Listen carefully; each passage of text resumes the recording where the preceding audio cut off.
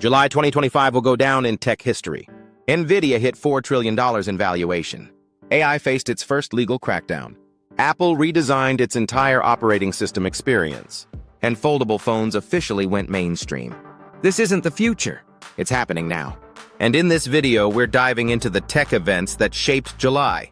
What happened, why it matters, and how it's shaping the future of AI, hardware, software, and even space. Let's get into it. First up, the biggest financial headline of the month. NVIDIA became the world's first $4 trillion company. That's not just a big number, it's a major economic signal. NVIDIA's stock skyrocketed due to exploding global demand for AI infrastructure. They also launched new high-performance processors, cementing their position as the backbone of the AI revolution. This valuation shift shows that AI isn't a trend anymore. It's becoming foundational infrastructure, and companies across every sector are reorganizing their capital spend to prioritize AI development and deployment. But with dominance comes scrutiny. Governments are now questioning NVIDIA's influence, and we may see regulatory oversight increase. That's part of a larger trend. AI governance is becoming non-negotiable. This brings us to a major legal turning point. In July, a UK judge ruled that all AI-generated content must be verified before use. The case? A group of lawyers submitted fake case references created by ChatGPT. The consequences? Legal sanctions and professional liability. And it's not just limited to law. This ruling sets a precedent for AI use across every profession.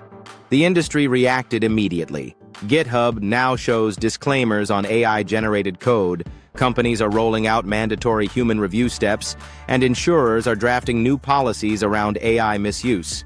We're shifting from trusting AI by default to verifying everything before use. This opens up entire new industries around AI auditing, compliance, and disinformation detection. And the race for AI dominance is heating up on the global stage. Huawei launched its new Pangu 5.5 models, pushing forward in natural language processing, computer vision, and predictive analytics. At the same time, Google showed off major updates to its Gemini Dev Assistant during Google I/O. It's now fully integrated into IDEs like VS Code and JetBrains, understands multi-repository projects, and even generates architecture diagrams in real time. Huawei is positioning itself to lead the enterprise AI space in China and beyond, while Google is streamlining how developers interact with AI tools globally. This is AI becoming ambient, part of the background of everything developers touch. Meanwhile, Apple is quietly shifting the way we interact with our devices.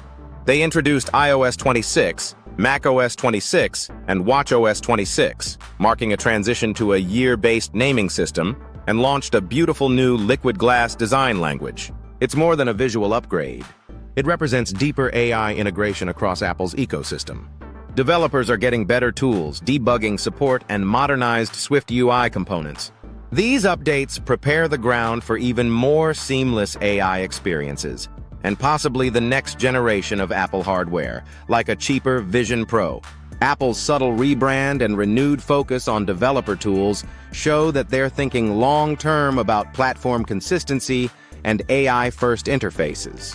On the Android side, Samsung released the Z Fold 7, Z Flip 7, and a more budget-friendly Z Flip 7 FE. The Fold 7 now comes with a tablet-sized screen and camera upgrades, while the Flip 7 makes the foldable format more compact and accessible.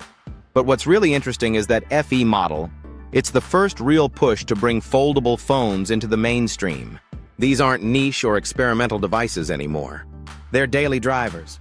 On the other end of the spectrum, the Nothing Phone 3 launched with a unique transparent back and a secondary rear display. It's a challenger brand making noise through bold design rather than specs.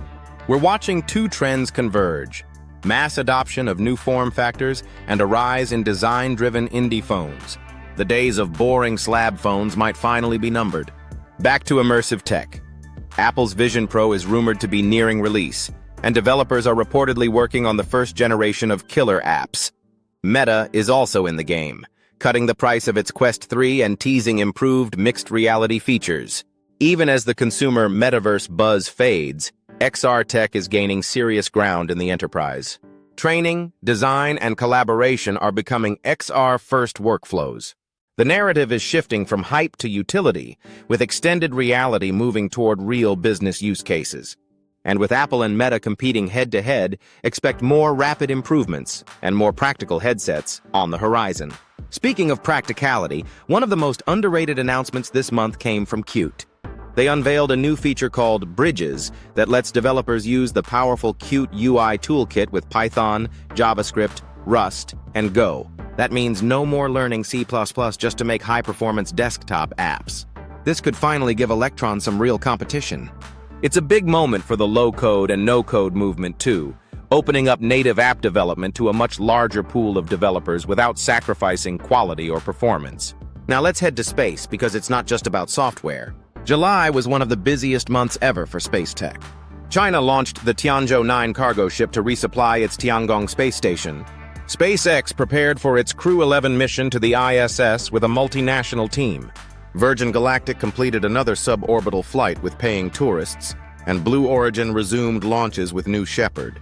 These aren't just isolated missions. Together, they mark a critical shift. Space is becoming an active commercial industry. Resupply missions are routine.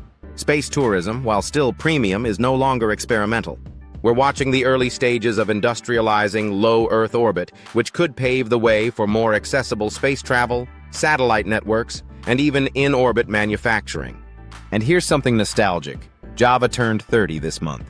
But it didn't just blow out the candles and call it a day. Java received a major AI-powered upgrade, including smart code suggestions, machine learning-based performance optimizations, adaptive memory management, and integration with modern AI frameworks.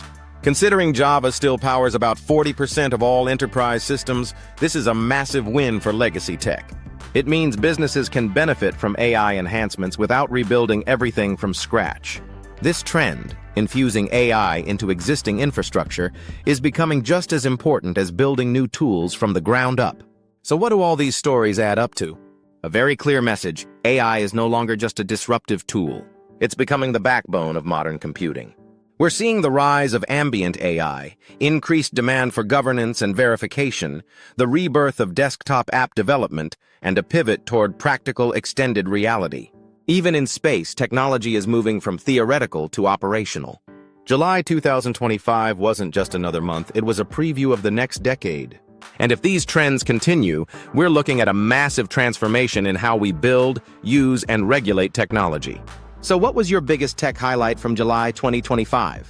Let us know in the comments below. If you found this breakdown helpful, hit that like button, subscribe for more in-depth tech analysis every month, and share this video with your fellow tech lovers. And hey, don't miss next month's recap.